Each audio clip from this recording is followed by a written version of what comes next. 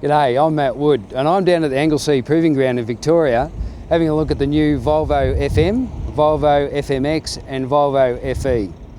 Now this might look familiar, this is the FH. This was launched last year, this is a whole new platform and a whole new update.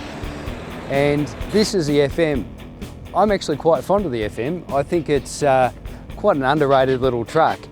Something about the way that it handles, smaller, lower profile cab. I mean, it is a great truck for around town anyway. The update has really done good things for the FM and it's quite an enjoyable thing to drive.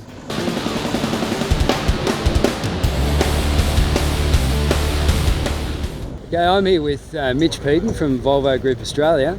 FMX, it's kind of like the FM with steel cap boots and a high-vis vest. That's right, yeah. So what's new with the FMX? FMX, it's I guess it's previously it was probably more cosmetic, but now with our new model, it's probably a bit more under the skin as well, like really strengthening, under the chassis. So that off-road application, we're bringing a stronger play to the table now about, meeting those off-road needs. Now this is the baby FE, the smallest in the Volvo range, and this is now benefiting from Euro 6 drivelines, which are available in Australia now if required. But it also, importantly now, has iShift as an automated transmission. Traditionally it either had a torque converter automatic, a power shift auto, or just a manual transmission. So really opens a lot more scope for the FE. Now this is the first time I've driven the FE. This one's got the torque converter automatic transmission.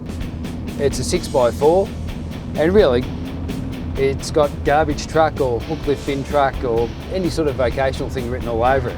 Visibility is clearly a standout. I mean, the whole range has benefited from mirror redesign and cap redesign. You can see in all directions quite well with it. But probably the biggest news for the FM, and indeed even the heavy duty FH, is the introduction of Volvo Dynamic Steering, or VDS. Volvo Dynamic Steering is an electronically assisted power steering setup, and apparently it reports to make driving the truck and manoeuvring the truck a hell of a lot easier.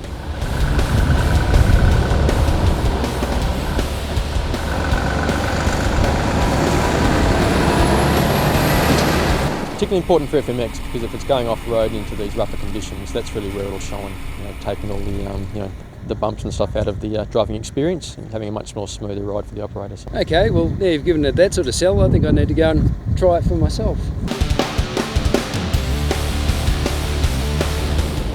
Now Volvo Dynamic Steering makes or is capable of about 2,000 adjustments per second, and what it does, it effectively takes all the kickback and tendency for the steering to roll towards the camber out of the equation, and it self-centers as well, and the weighting of the system varies depending on whether you're travelling at a highway speed or whether you're at low speed manoeuvring. It's quite startling the difference it makes. I'm actually oversteering the vehicle because I'm so used to making corrections. It's very difficult to get yourself out of it. I find I'm wobbling around a bit because I'm expecting the truck to move and it's actually not.